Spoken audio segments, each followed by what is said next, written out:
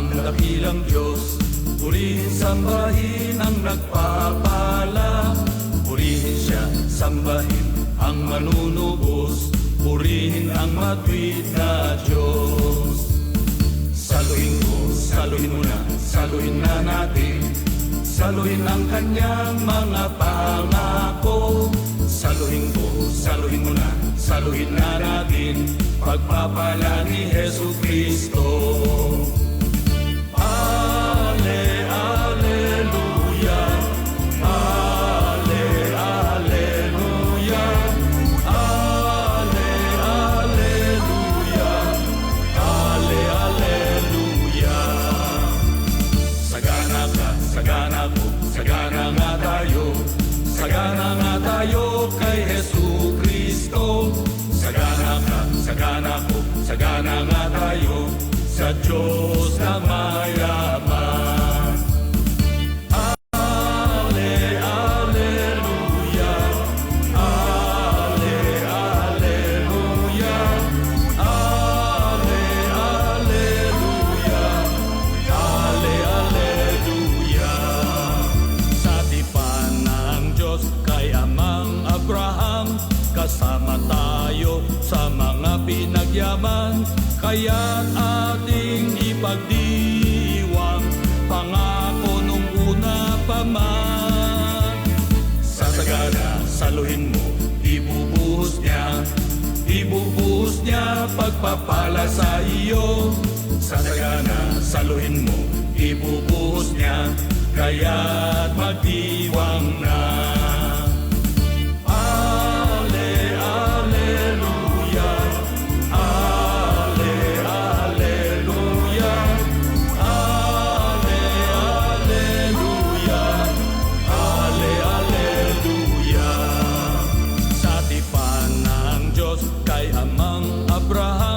Kasama tayo sa mga pinagyaman, kaya't ating ipagdiwang pangako nung una pa man.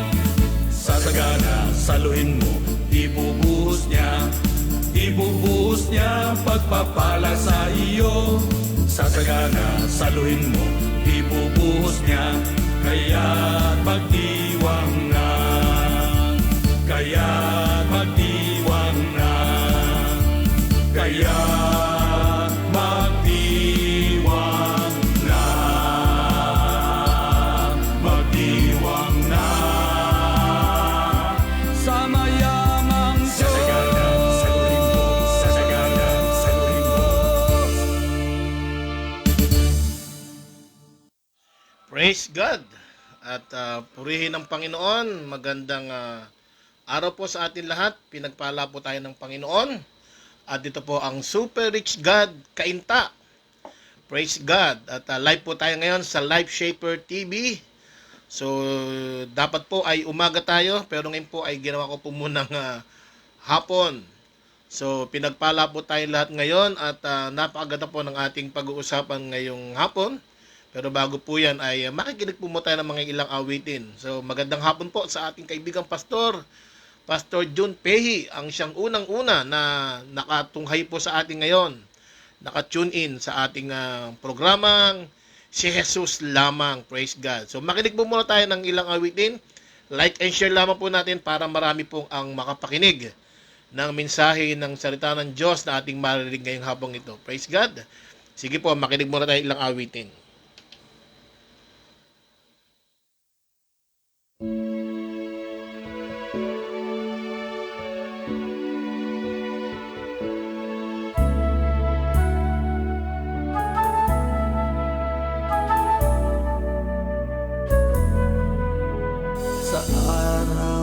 Na lumipas aking nagunita at aking naalala ang iyong mga gawa na sa aking isipay gumuhit. Nariyan ka kung magmahal ay tunay, kung umibig ay wagas, kung magbigay ay sagat. magpatawad ay lubos, ganyan ka nga. O Diyos, ganyan ka nga, Panginoon.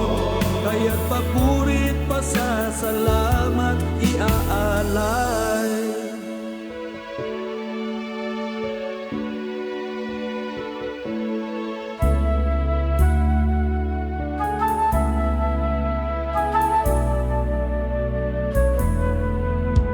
Sa araw na darating, wala nang pangamba, pagkat batid ko na, O Diyos, kung sino ka. Buhay ay payapa pagkat kasama ka. Kung magmahal ay tunay, kung umibig ay wagas, kung magbigay ay sagana, kung magpatawad ay lubos, ganyan ka nga. O Diyos, ganyan ka nga, Panginoon. Kaya't papurit, pasasalamat, iaalay.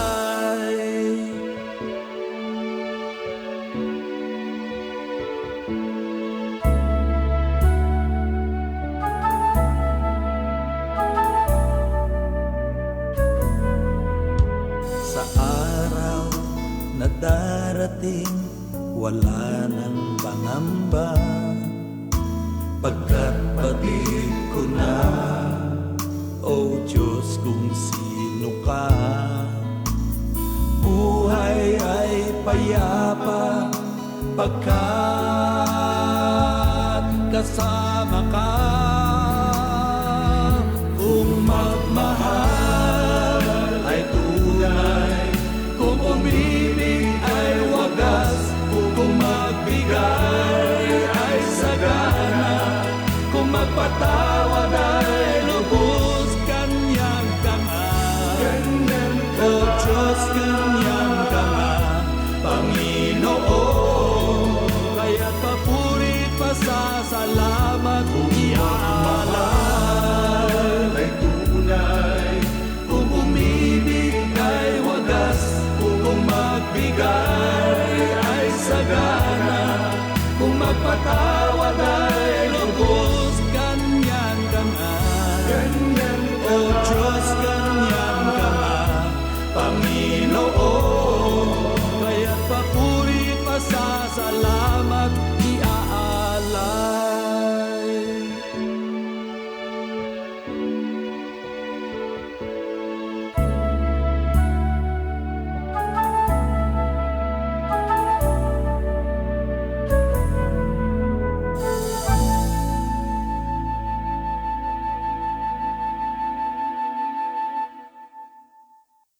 Praise God! Talagang mga po, natotoo yung awitin. Dapat lamang na ating alayan ng papuri ang ating Diyos na buhay at napakabuti, na kahit kailan po ay hindi tayo pinabayaan at kahit kailan na hindi po tayo iniwanan, na tunay na magmahal ang ating Panginoon. So praise God! Magandang hapon po sa ating mga kaibigan ngayon na naka-tune in po kay Tita Lynn, kay Pastor Butch, and of course, sa ating kaibigang Pastor June na unang-una na niya po ay naka-tune in sa atin. At like and share lang po natin para po sa pag-aaral natin ng salita ng Panginoon ay marami pong mga tao pa ang makarinig at maunawaan nila. Ang tema po natin ngayon ay patungkol po sa kaligtasan. So, natapos po ang mahal na araw. Pero tinalakay po natin yung 7 last words. Then, nag-message po tayo last Sunday about doon sa declaration ng victory, yung pong resurrection ng ating Panginoon Yesus. So, ngayon po, gusto ko pong iklaro yung pong sinasabi ng Biblia patungkol po sa kaligtasan. Kaya po, napakaganda po na ito ay marinig natin lahat. So, stay tuned lamang po, like and share. Narito po tayo ngayon sa ating Super Rich God, Kainta.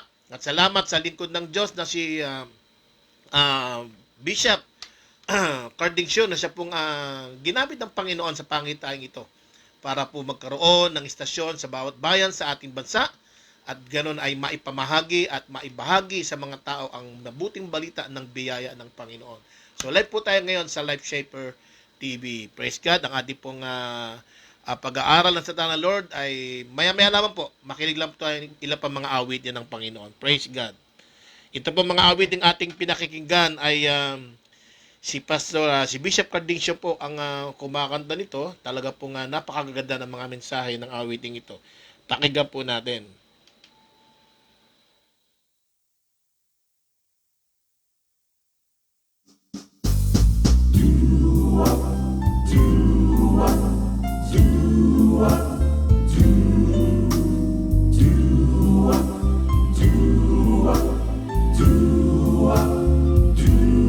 Pupurihin kita, sasambahin kita, O Diyos, kahanga-hanga ka, O aking kaluluwa, magpuri sa Ama, pagkat siya'y dakila.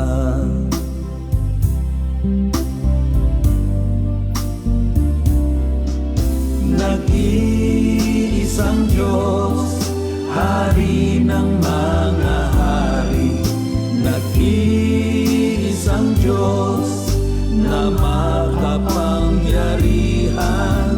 Ikaw ang may lalang ng langit at ng lupa, di kailan magkukulang. Buhay nagbabago dahil sa'yo, Ama. Salamat kay Jesu Kristo. Santong Espiritu, gabay mo'y dama ko. Salamat sa inyo.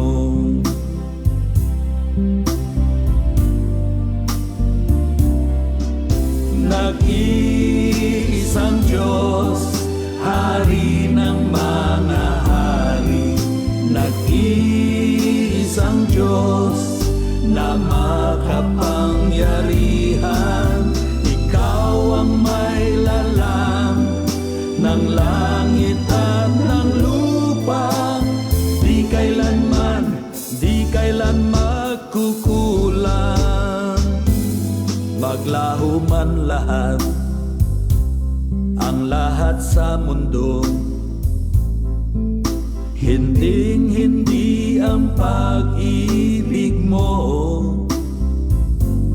Tunay kong magmahal, hindi magbabago. Purihin ang Diyos Ama.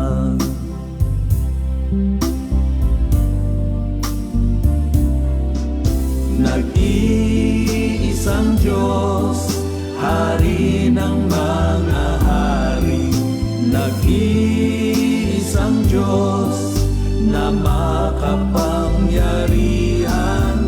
Ikaw ang may lalang ng langit at ng lupa, di kailan magkukulang.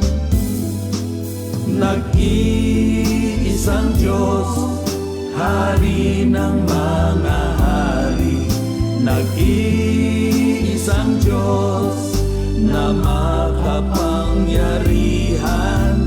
Ikaw ang may lalang ng langit at ng lupa, di kailan magkukulang. Ang Ama ang magkukulang, di magkukulang. Ang Ama ang magkukulang, di magkukulang. Ang Ama.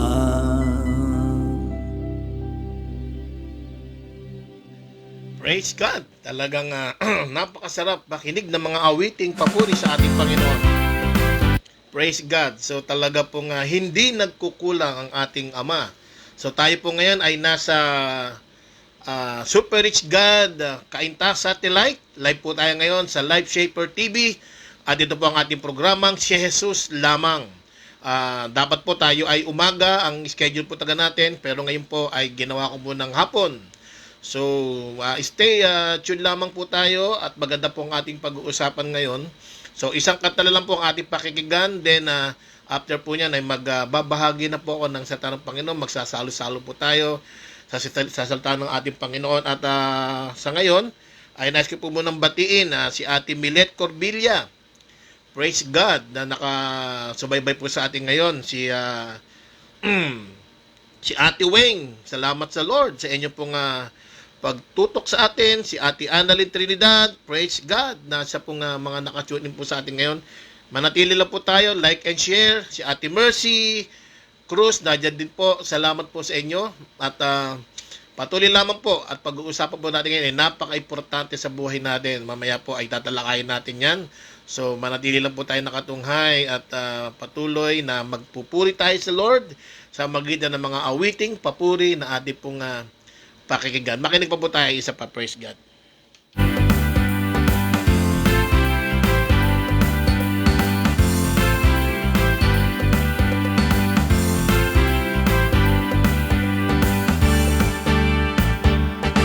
Tingnan mong takbo ng buhay, kakaiba sa nakaraan. Ang lahat ay nagbabago. Kaibigang dating wala, ngayon'y napakayaman. Ngayon ay hinahangaan. Nagbabago, ikot ng mundo, di mapipigilan ang takbo nito. Araw ba'y alanganin dahil sa iniisip mo, pangarap ay nagugulo. Huwag mo kasing kalimutan, si Jesus isama mo sa mga naisin mo. Magbago man ikot ng mundo, ngunit kailan mahinding-hindi si Jesu Kristo. Worry not, worry not, worry not, worry not, worry not sa iyong minimithi. Worry not, worry not, worry not, Worry na! worry not, worry not. Ilagak mo sa Diyos at worry not. Amen! Di tayo kailangan mag-alala. Praise God! Worry not!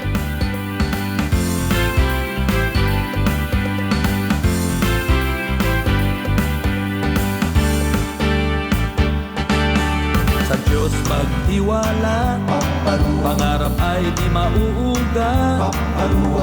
Hawak niya ang mundo. Sa iyong panalangin, sa Kanya itagubilin. Ito'y di mabibinbin. Magbago man ihip ng hangin, mananatiling siya pa rin, hindi ka bibiguin. Worry not, worry not, worry not, worry not, worry not sa iyong minimithi. Worry not, worry not, worry not, worry not, worry not, worry not.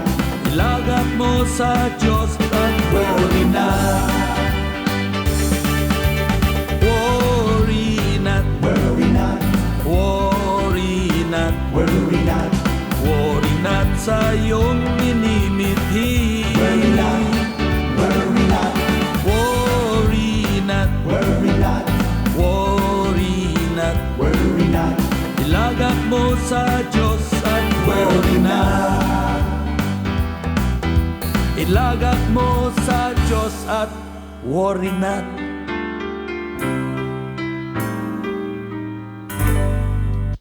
Yon! Hallelujah! Worry not! Talagang hindi po tayo kinakailangang mangamba o mag-alala. Ano man ang ating pinagdaraanan, may pandemic man, wala, anumang bagyo ang pwede nating pagdaanan sa buhay. Totoo po yung awitin na yun ng ating Bishop Cardincio, worry not. Wala pong dahilan para tayo ay mangamba. Bagkos, alam niyo po, dahil ang Diyos natin ay buhay, nabuhay siyang muli, nasa atin po ang lahat ng dahilan para tayo po ay maging matatag, maging malakas, at magtiwala sa ating Panginoon at umasa na sa lahat ng pinagdaraanan po natin ngayon, praise God, tayong lahat ay nagtagumpay na dahil sa ating Panginoong Jesucristo. Amen? So, praise God, purihin ng Panginoon at magandang hapon po muli sa ating lahat. Ito po ang Super Rich God Kainta Satellite. At live po tayo sa Life Shaper TV at ang ating programa po ay si Jesus lamang. Sa programang ito, wala tayong ibang pag-uusapan kundi tanging ang ating Panginoong Hesukristo lamang na napaka-importante po na ating lubos na maunawaan. So, kamakailan lamang po ay nag-celebrate tayo ng mahal na araw. Naroon na araw-araw halos ay tinalakay ang hirap na pinagdaan ng ating Panginoong Hesukristo. Hanggang sa siya ay ipinako sa krus, hanggang sa siya ay mamatay at muling mabuhay. So, lahat ng yan ay tilalakay natin, pero sa tingin ko po, sa akin po ay bitin po ako na ibahagi sa inyo yung mga katotohanan pa patungkol sa ating Panginoon Jesucristo, lalo na sa usapin po ng kaligtasan. So, ito po ang ating pag-uusapan ngayong hapong ito. Samahan niyo po muna ako sa panalangin bago po tayo mag-umpisa sa ating pag-aaral. Maraming salamat dakilang Diyos muli sa kalayaang gaya nito na kami po ay nagsasama-sama. Hindi man physically, pero salamat Lord, may pagkakataon na sa mamamagitan nitong social media kami po ay patuloy na nagkakaroon ng pagkakataong mag-sharing, magpalakas at magpaalalahanan. Ikaw po ang siyang patuloy na siyang magtuturo sa amin. Ikaw ang magpapaunawa sa amin ng aming tatalakayin ngayong umagang ito. Salamat Lord sa lahat po ng makakapakinig nito. Sa live man o maging sa mga oras na darating na makakapakinig pa masashare po ng video ito. Ikaw po ang magpapaunawa sa kanila ng katotohanan ng kaligtasang bigay mo sa amin. Takunan niyo po yung lingkod. Ito po dalangin namin sa Ama sa pangalan ng aming Panginoong Yesus. Amen and Amen. Praise God. Praise God. Okay, so ito po yung napaka-importanting katanungan na dapat po ay masagot natin ng maliwanag dahil po marami po ang talagang magtatanong dito at naguguluhan. Ang isa pong katanungan ni paano nga ba magkakaroon ng tiyak na kaligtasan ng isang tao? O sa mas simpleng salita ay magkakaroon ng buhay na walang hanggan. O mas lapitan pa natin, ang tao ay siguradong pupunta ng langit kapag siya ay binawian ng buhay. Papaano nga po ba? Ano nga ba ang paraan? Sino nga ba ang daan? Papaano nga ba? Yan po ang katanungan na hanggang ngayon ay marami po ang hindi ito lubos na naunawaan. Merong naniniwala na kung ikaw ay mabuting tao, wala kang sasaktan, wala kang lolokohin, wala kang masamang gagawin, at mamumuhay ka ng matinong tao, yun, sigurado pupunta ka ng langit. Meron po mga ganong paniniwala. Meron naman ang ibang naniniwala na kapag ikaw ay active sa iyong relihiyon, sa iyong sektang kinabibilangan, at sundin ang anumang alituntunin ng relihiyong iyong kinabibilangan, sigurado, pag ikaw ay namatay, pupunta ka ng langit. Praise God. Meron naman nagsasabi na kapag kayo naging bahagi namin, naging miyembro sa amin, kabilang kayo sa aming sekta, automatic na yun. Ligtas na kayo. So marami pong nagsasabi ng paraan ng kaligtasan. Meron din nagsasabi, si Jesus Christ, ang Panginoong Jesucristo, ang daan ng kaligtasan. Kailangan tanggapin mo siya sa iyong buhay, pero kailangan patunayan mo, mamuhay ka naman ng ipakita mo sa buhay mo na ikaw ay talagang totoong binago ng Diyos para siguradong maligtas ka. At pag ikay namatay, pupunta ka ng langit. May mga ganyan din po. At meron man nagsasabi, kailangan mabautismuhan ka sa tubig. Dahil kahit nanampalataya ka, kung hindi ka namang nabautismuhan sa tubig, hindi ka rin pupunta sa langit kapag dumating ang panahon na ikaw ay bawian na ng buhay. Yan po ay katotohanan na dapat po nating maunawaan. Kasi po bakit? Lahat po tayo, lahat na nabubuhay sa mundo ay sigurado pong darating ang panahon na tayo pong lahat ay babawian ng buhay. Pero wala pong katiyakan sa atin. Wala pong iba na makapagsasabi na tiyak siya na kung bawian mo siya ng buhay ay siguradong siya ay pupunta sa langit. Merong iba, hindi alam. Kaya iba, natatakot mamatay. So, lahat po ng yan ay nagbibigay kaguluhan sa isipan ng tao. Pero alam niyo po ba na binigyan liwanag dyan ng Biblia? Binigyan liwanag dyan mismo ng ating Panginoong Jesucristo na ang tao ay pwedeng makatiyak na anumang oras siya ay bawian ng buhay, siguradong siya ay uuwi doon sa kalangitan, sa kaharian ng ating Diyos Ama, sa langit na ating binabanggit at tayo ay doon habang buhay, kapiling ng ating Diyos. Ano po ba ang katiyakan na yan? Sa Biblia po, unang-una, ay pansinin po natin itong talatang ito sa Juan 3:16. Ito po ay napakasimpleng talata, pero napakahalaga po ng kahulugan nito. At marami pa rin hanggang ngayon hindi ito naintindihan. Juan 3:16, ito po sabi, sapagkat gayon na lamang ang pag-ibig ng Diyos sa sangkatauhan o sanlibutan, ibig sabihin po ng tayong lahat na nabubuhay, kaya't ibigay niya ang kanyang kaisa-isang anak, bugtong na anak. Ang tinutukoy po diyan ay walang iba kundi ang ating Panginoong Jesucristo. Na ang sinamang sumampalataya sa Kanya, at tinutukoy po na sasampalatayanan ay walang iba kundi ang ating Panginoong Jesucristo, ay hindi mapahamak kundi magkaroon ng walang hanggan o buhay na walang hanggan. So unang-una po, mapapasin natin yung lalim ng pagmamahal ng Diyos sa sangkatauhan. Lahat po ng tao ay mahal ng Diyos. Ayaw po niya na may mapahamak sa atin sa impyerno. So ang gusto ng Lord, lahat tayo ay maligtas. Kaya po, dahil sa pagmamahal ng Diyos sa atin, ibigay niya ang tanging paraan ng kaligtasan para tayo ay magkaroon ng buhay na walang hanggan sa langit. Sino lamang po ang tanging paraan? Ibigay po ng Diyos Ama. Ang binigay po niya ay walang iba kundi ang kanyang kaisa-isa at bugtong na anak, ang ating Panginoong Hesukristo. Sa papaanong paraan? Iyan po yung ginawa ng ating Panginoong Hesukristo. Kaya sa ipinanganak sa krus, kasi po, dadanasin niya yung matinding hirap ng persecution, ng hagupit, ng parusa, hanggang sa siya po ay mamamatay at muling mabubuhay. Yung pong kanyang sakripisyo ng buhay niya na dapat siya mamatay, yun po yung paraan na dapat maranasan at maganap ng ating Panginoong Kristo, isang trabaho na gagampanan niya para sa atin lahat. Bakit po? Yung kanyang buhay na ibinayubay sa krus at namatay, yun po yung pambayad sa ating mga kasalanan. Kasi po, hindi pwede o hindi kaya ng tao na iligtas niya ang kanyang sarili para siya mapunta ng langit. Hindi rin po kaya ng tao o ng relihiyon na ang tao ay iligtas at magkaroon ng buhay na walang hanggan. Kasi kung kaya po ng tao at kaya ng relihiyon o sino man nabubuhay sa mundo, hindi na po kinakailangan ang Panginoon Jesucristo pa ay magkatawang tao at iali ang kanyang buhay. Maliwanag po ang sabi ng Biblia, siya yung kordero ng Diyos na mag-aalis ng kasalanan ng sanlibutan. Tayo po ang tinutukoy doon.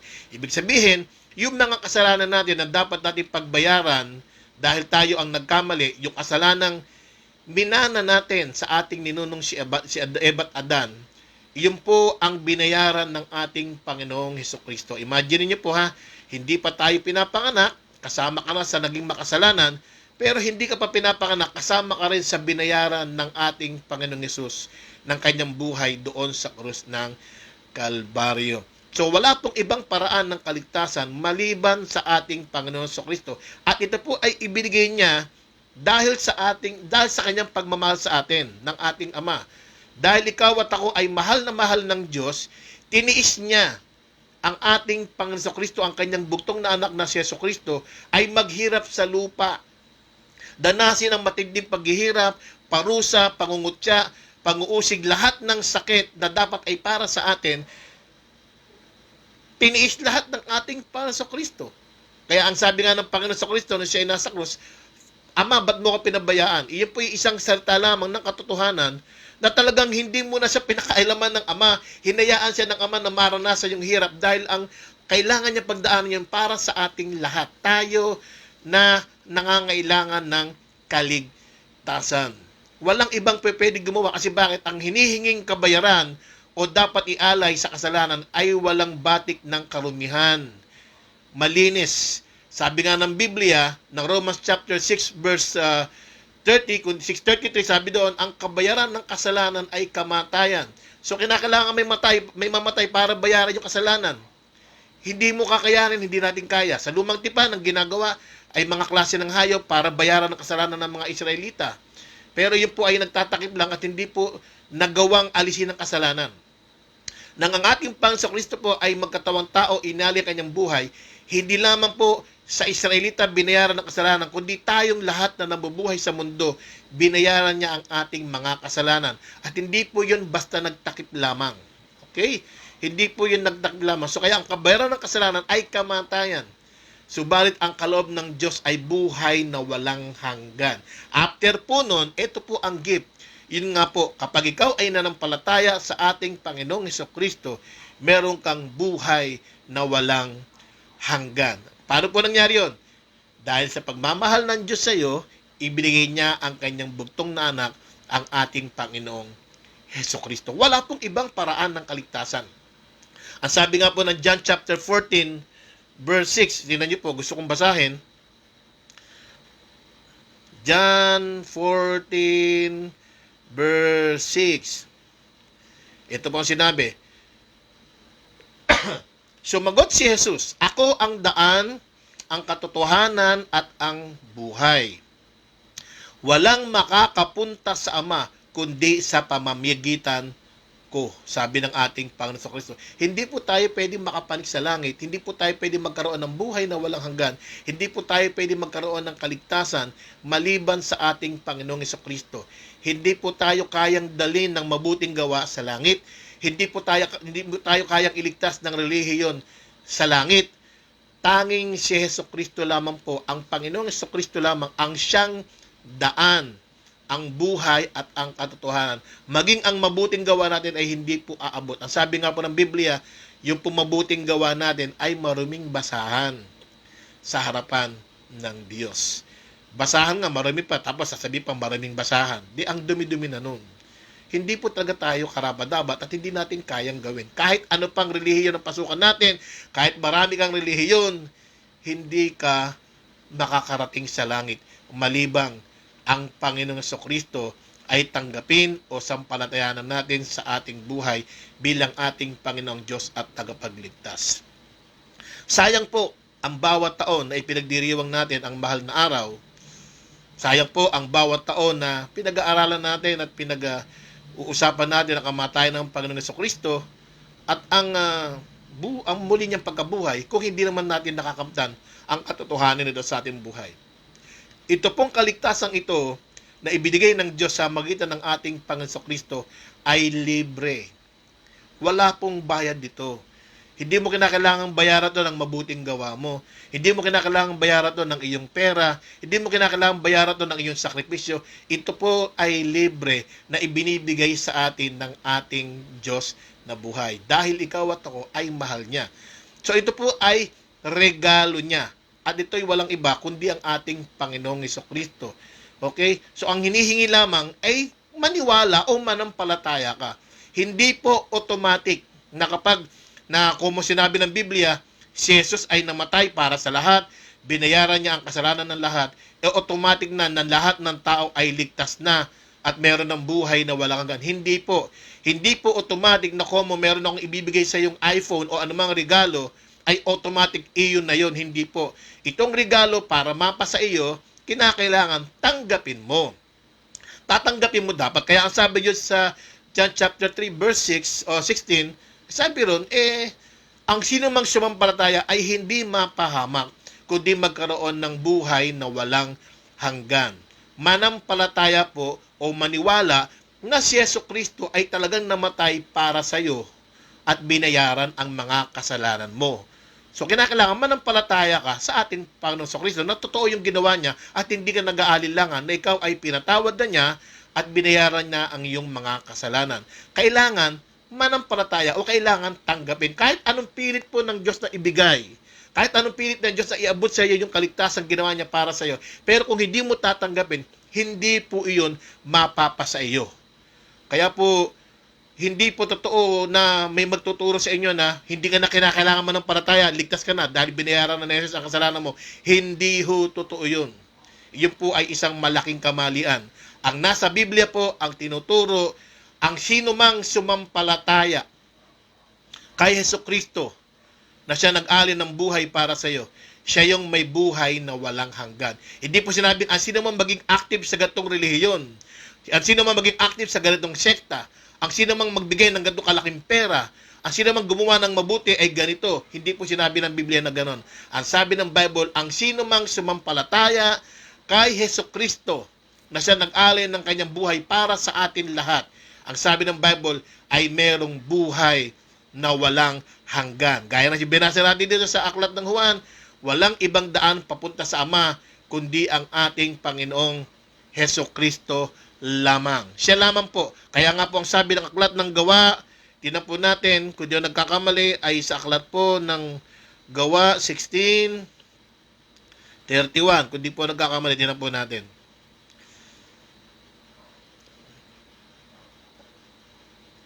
May nagtanong sa ating Panginoon sa Kristo. Ang istorya po nito ay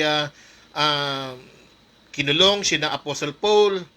Tapos, nung sila ikinulong, nagpupuri si na Pablo, kahit sila ay nakakulong at nakatanikala, tapos biglang habang sila nagpupuri, umaawit sa Panginoon, lumindol, nagkaroon ng paglindol, then maya-maya, sila po ay kinalagan ng ating Panginoon sa magitan ng Spirit Santo o ng Anghel. Then, nung siya po ay makalaya, ang sina Apostle Paul, hinahanap sila ng gwardiya, kasi ang gwardiya, pag ikay nagbabante nung panahon na yan, at nakalaya yung mga binabantayan mo, papatayin ka rin. Kaya po nung punto na magpapakamatay yung gwardiya dahil din niya na nakita kung yung mga nakakulong kung nasaan, bigla nagsalita si Pablo, wag kang magpapakamatay, narito lang kami. And to make the story short, ito po yung bahagi ng pangyayari doon. Humingi ng ilaw bantay, patakbo, pumasok at nanginig na nagpadinapa sa harap ni Pablo at Silas. At sila ay nilabas niya at sinabi, mga Ginoo, ano po ang dapat kong gawin upang ako'y maligtas? Then, verse 31, ito po sinabi, sumagot naman sila, sumampalataya ka sa Panginoong Hesus at maliligtas ka at ikaw at ang iyong sambahayan. Manampalataya. Kay ninong mananampalataya, hindi po kay Pastor Joey, hindi po sa relihiyon o sino man tao na bubuhay sa mundo. Ang sabi ng Biblia, mananampalataya ka kay Jesucristo, kay Jesus Christ. Hindi po kung kani-kanino lang. Hindi po pumasok ka sa ganitong relihiyon. Tingnan niyo po, yung pong namatay, yung pong kasamang magdanakaw o kriminal ng ating Panginoon Kristo na nakipinako kasama niya, nagseta siya ng pananampalataya sa ating Panginoong Hesus. Sabi niya, kapag ikay nasa paraiso na, Panginoon, ako po ay alalahanin niyo. Ano sabi kagad ng Panginoon? Ngayon din, sasama kita sa paraiso. Bakit niya sinabi yun? Dahil nakita niya ang pananampalataya nitong kriminal. Okay? Hindi na sinabi ng Panginoon, sige, bago kita isama, pumasok ka muna sa ganitong relihiyon kasi ito tamang relihiyon. Hindi ho. Hindi niya sinabi na, sige, bago tayo sinama, bumaba ka muna, gumawa ka muna ng mabuti, o magpabotismo ka muna, o magbigay ka muna ng malaking abuli sa iyong relihiyon. Hindi ho sinabi. Automatic po yun. Agaran, nung makita ng Panginoon sa Kristo, ang pananampalataya nitong kriminal na ito, nakasama niya nakapako doon sa cross, ay sinabi ng Panginoon, ngayon din, isasama kita sa paraiso. Ibig sabihin, may katiyakan na anumang oras siya bawian ng buhay, siguradong siya ay sa langit pupunta. Wala pong ibang daan papuntang langit malibang ang ating Panginoon Kristo. At yan po'y makakamtan mo lamang kapag ikaw ay nanampalataya sa Kanya. Wala na pong marami pang kuskas balungos. Ang hinihingilan ng Bible, manampalataya. Only believe. To those who believe, sabi ng Bible, to those who believe will not perish, but have an everlasting life. Okay? Tandaan niyo po, hindi po relihiyon ang ipinako sa krus. Hindi po religious leader ang ipinako sa krus. Hindi rin po ikaw ang ipinako sa krus. Ang ipinako sa krus ay pinambayad ng ating mga kasalanan ay walang iba kundi ang ating Panginoong Hesukristo. Siya lamang ang daan, ang buhay at katotohanan. Walang makapupunta sa Ama sa langit kundi sa magitan lamang ng ating Panginoong Hesukristo. Amen.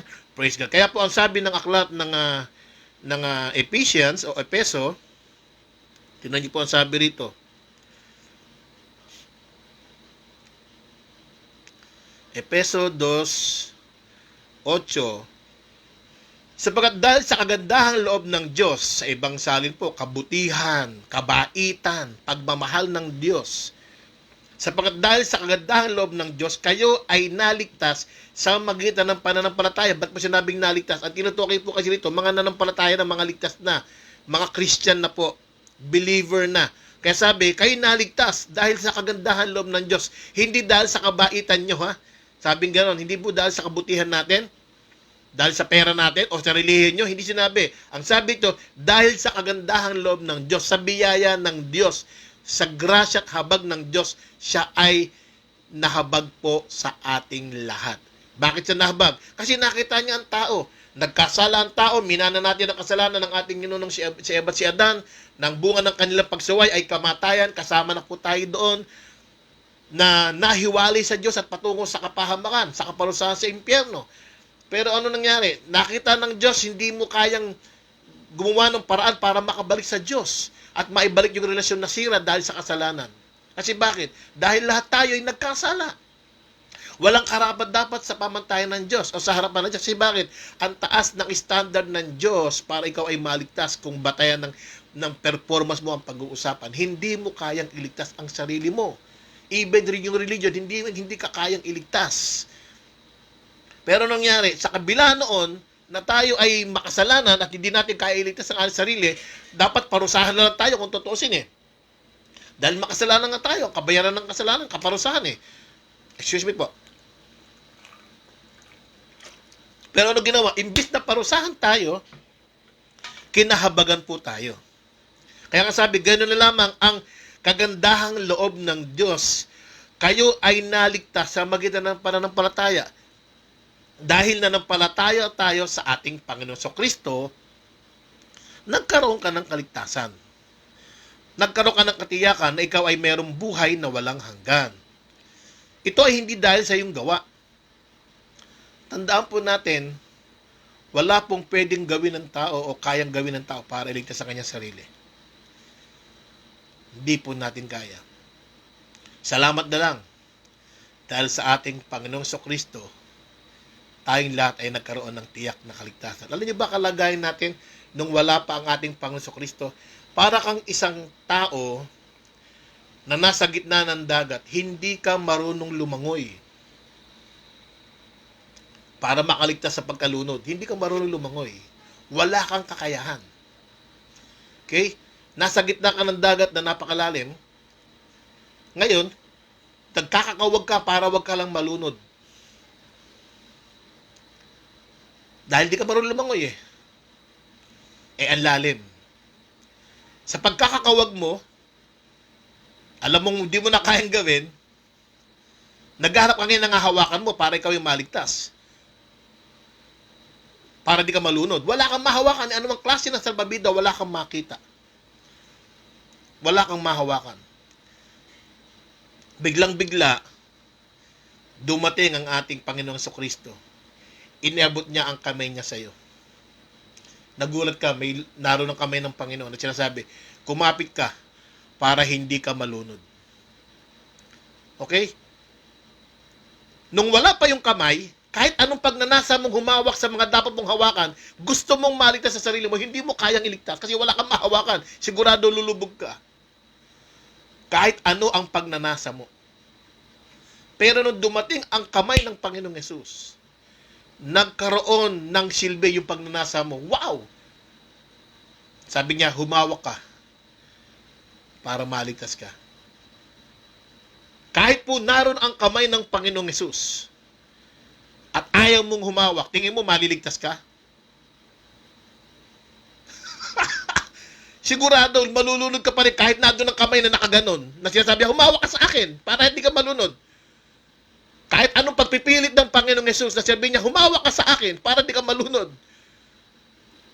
Pero hindi ka hawak, tingin mo makakaligtas ka sa pagkalunod. Hindi. Hindi ka naniwala eh. Hindi ka kumapit eh.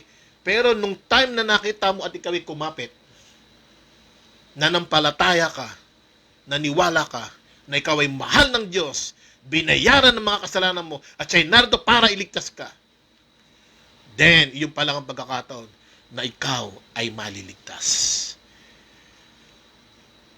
Kailangan mong tanggapin ang biyaya ng Diyos sa buhay mo. Or else, hindi mo to ma-enjoy. At hindi mo ma-experience ang magandang dulot ng grasyang ito. Tandaan po natin, ginamit ang salitang gift sa Biblia para ilarawan ang kaligtasan na nangangailangan ng pagtanggap. Kaya sabi, dahil sa kagandahan loob ng Diyos, kayo ay naligtas sa magitan ng pananampalataya at ang kaligtasan ito ay, ano sabi? Kaloob, regalo. Ang ginamit na word po para maintindihan natin ang paraan ng kaligtasan ng Diyos ay yung regalo. Wala nang ibang ginamit na salita maliban sa word na gift. At tandaan natin, ang gift, kahit anong ganda ng gift na yan, at pag nanasang ibigay kahit kanino, at hindi mo tatanggapin, hindi mapupunta sa iyo yung gift na yan. Kaya yun ang sinasabi ng Apostle Paul, dahil nanampalataya kayo, nalaman nyo ang kagandahang loob ng Diyos sa iyo, sa magitan ng Panginoon sa Kristo, at din nanampalataya kayo, nagkaroon kayo ng kaligtasan. At yan ay regalo ng Diyos at hindi sa magitan ng inyong sarili. Hindi sa gawa mo. Hindi naman ikaw ang pinako sa krus eh. Di ikaw ang nagbayad ng kasalanan mo. Kaya hindi ito dahil sa iyong sarili. Ikaw ay tumanggap lamang ng regalo. Ito ay dahil sa gawa ng ating Panginoong Hesukristo. Iyon po yung kanyang pinagdaan ng hirap hanggang sa siya'y mamatay sa krus at mabuhay para sa iyo at sa akin. Dahil ikaw at ako ay kinahabagan ng Diyos. Kasi kung hindi ka kakahabagan ng Diyos at tayo, ako, lahat tayo, wala ho tayong makakamtan ng kaligtasan dahil lahat po ng tao ay makasalanan. At ang sabi ng Bible, walang karapat-dapat sa paningin ng Diyos. Salamat na lang sa ating Diyos na makapangyarihan at buhay. Dahil sa kanyang pag-ibig sa atin, sa kanyang habag sa atin, ay nagkaroon tayo ng totoo at tunay na kaligtasan. At ang kaligtasan po na yan ay hindi na mababali. Hindi na mawawala. Kaya anong sabi ng Biblia sa aklat ng Roma 8? Hallelujah. Roma 8:1. Kaya nga hindi nahahatulang maparusahan ng mga taong nakipag-isa na kay Kristo. Ibig sabihin, lahat ng tao na nanampalataya na kay Jesus, tinanggap nila yung katotohanan na nalaman nila na si Jesus ay namatay para sa kanila at binayaran ng kanilang mga kasalanan. At sinabi niya, Lord, salamat, tinatanggap ko po yung ginawa mo sa krus sa Kalbaryo. Salamat, tinatanggap ko sa akin buhay bilang aking Panginoon Diyos at tagapagligtas. Sabi ng Biblia, wala ka na sa kaparusahan. No more condemnation to those who are in Christ Jesus. Ano po ibig sabihin ng no more condemnation? Hindi ka na paparusahan sa impyerno bagkus meron ka ng buhay na walang hanggan sa langit. Hallelujah. Praise God. Amen. Napakabuti ng Diyos. Hindi ka nagkaroon ng buhay na walang hanggan dahil ikaw ay mabuting tao, dahil ikaw ay reliyosong tao, dahil ikaw ay tapat sa sekta nyo, dahil ikaw ay tumutulong sa kapwa mo. Hindi po yun ang dahilan kaya wala ka na sa kaparusahan. Kaya po nawala ang kaparusahan sa atin ay dahil nanampalataya ka sa ginawang trabaho ni Jesus sa krus ng Kalbaryo para sa iyo na binayaran niya ang lahat ng ating mga kasalanan.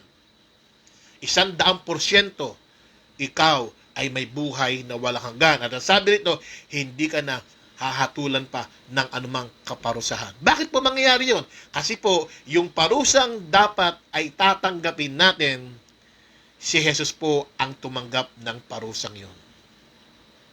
Hallelujah. Amen. Totoo, kapatid. Totoo. Tama ang narinig mo.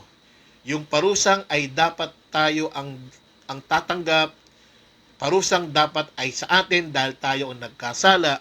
Ang nangyari po, si Jesus po ang tumanggap ng parusa. Lahat ng hatol, lahat ng hagupit, lahat po ng yan hanggang sa kamatayan, siya po ang tumanggap. Ganon kanya kamahal. Ganon kabuti ang ating Diyos na buhay. Ganon kabuti. Kaya nga, si Jesus lamang. Walang ibang daan ng kaligtasan para magkaroon ka ng buhay na walang hanggan. Si Jesus lamang. Hindi po tao, hindi po kung sino-sino lang sa mundo o anumang sekta o relihiyon. Ang daan po para magkaroon ng buhay na walang hanggan, ang sino man nabubuhay sa mundong ito, walang iba kundi si Jesus lamang. Amen. Kaya nga po ito, lagi kong sinasabi, ang kaligtasan po, ang ginawa ng ating Panginoon Kristo ay parang isang lalaki na nanligaw sa isang babae. But before that, gusto ko po munang bigyan ng pagkakataon na mabati po muna yung lahat ng ating mga kapatid na nakatutok ngayon. Praise God. Sige po, pasinin natin at tunay na napakabuti ng ating Diyos. Hallelujah. Praise the Lord. Praise God.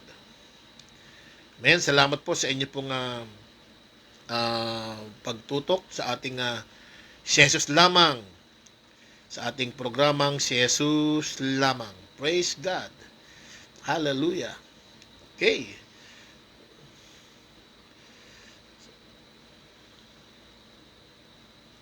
Salamat po sa ating mga kapatiran, kaibigan, kagrasya, kay Kuya Lino, praise God.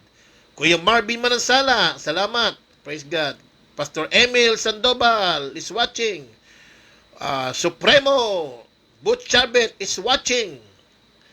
Amen. We are saved by grace through faith, sabi ni Pastor Emil. Ate Milet Corbilla, salamat. Nandiyan po kayo. Amen. Thank you, Lord Jesus. Praise God. Salamat po sa bawat isa sa atin na patuloy na sumubaybay. So, para po katulad dyan ng manliligaw, ang ginawa pong panliligaw sa atin ng Panginoon Kristo, imagine niyo ha, siya yung nag-initiate na tayo po'y abutin. Ang tao po ang nagkasala, ang tao ang lumayo. Simple lang naman po ang ibig sabihin ng Bible doon sa death came. Sa pagsuway ng isang tao, dumating ang kamatayan. Yung pong kamatayan tinutukoy doon ay yung pong separation. Ibig sabihin po, nahiwalay ang tao sa Diyos. Dati tayong okay ang relasyon natin sa Diyos, pero dahil sa kasalanan, tayo po ay nahiwalay. So ano po bunga ng pagkahiwalay? Because of our sins. Suffering and punishment. Sa hell po yun. Because of our sins na minana sa ating ninunong si Adan at si Eva, no? So, kaya sabi ng Efeso Kapitulo 2, dati tayo mga patay. Wala ho tayong buhay o wala ho tayong relasyon sa Diyos. Sira ho relasyon natin. Pero ano ginawa ng ating Panginoon Kristo? Di ba, kadalasan pag nag-aaway, kinakailangan magbate. Palibang may mag-initiate na isa, hindi magkakabate. So, ang ginawa ng Panginoon, sa ating pong problema sa relasyon natin sa Diyos, ang Diyos po ang gumawa ng unang hakbang. Siya po yung unang nakipagbati. Imagine niyo ha, siya yung ginawa ng mali, siya pa yung nag-unat ng kamay para makipagbati sa atin. At sinasabi niya, o sige na, pinatatawad ko na kayo dahil mahal ko kayo. Okay? Dahil mahal ko kayo. So, para siya ngayon nanliligaw sa atin. Tayo niligawan niya. Tapos ang matindi niya, pag ang tao ay tumatanggi pa, parang siya pa nagmamayabang. Hindi kita kailangan, hindi ho ganon.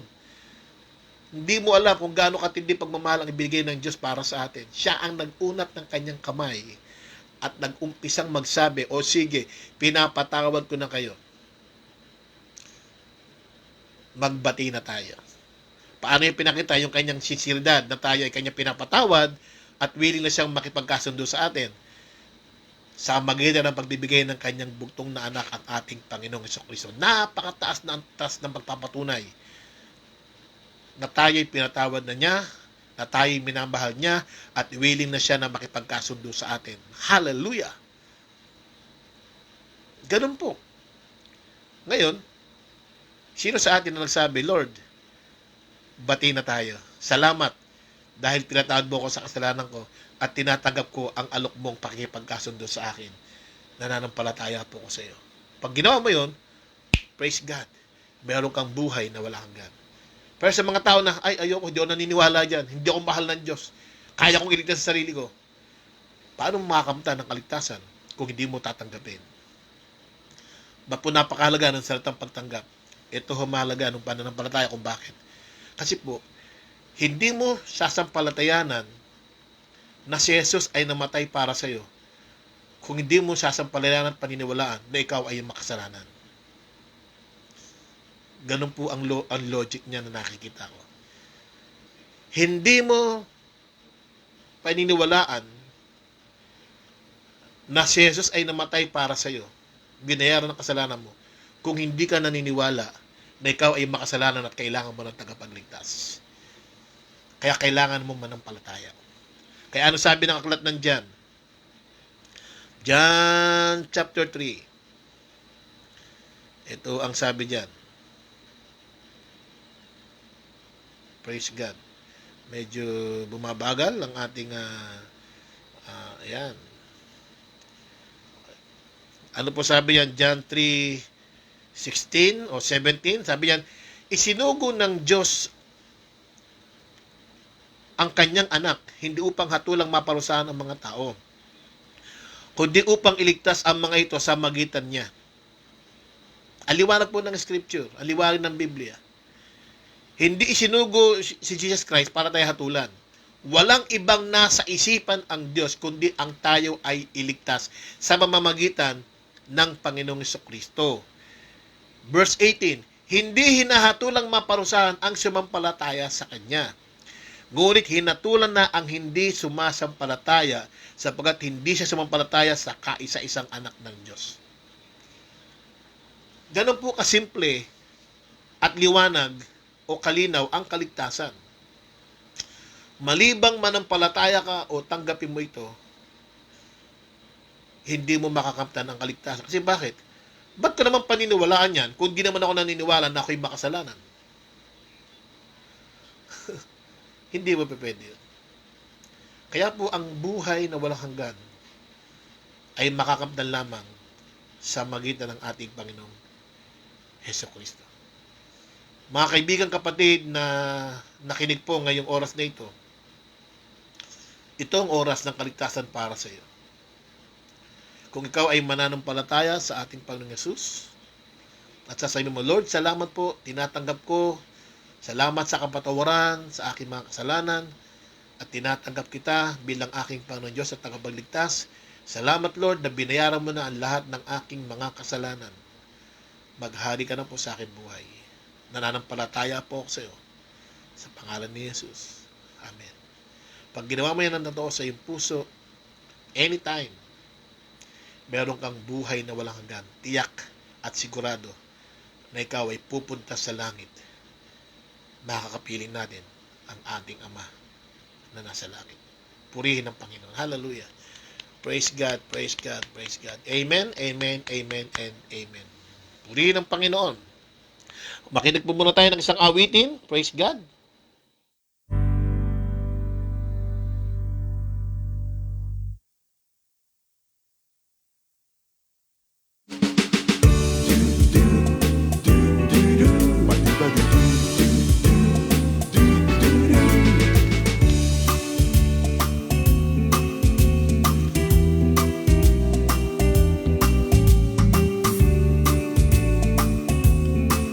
-1 po yan.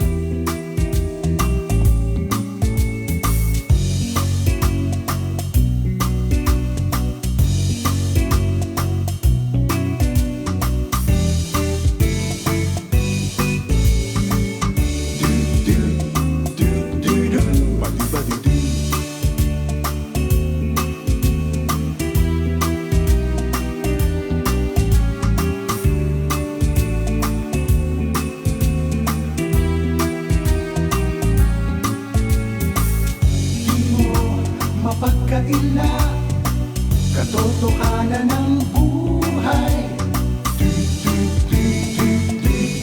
Love, love. Love, love. Love lang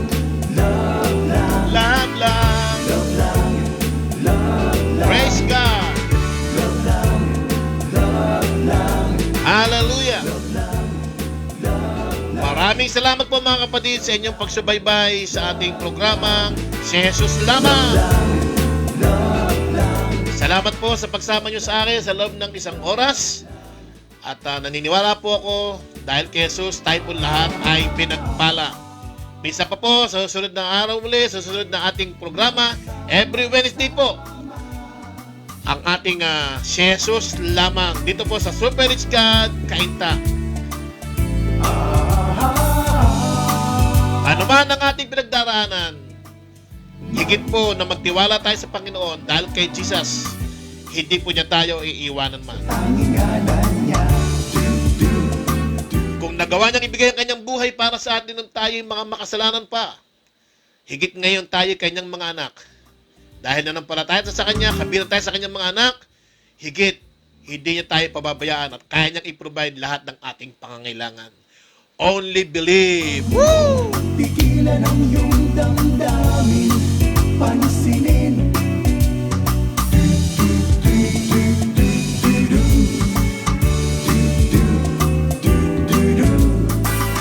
Love lang. Praise God!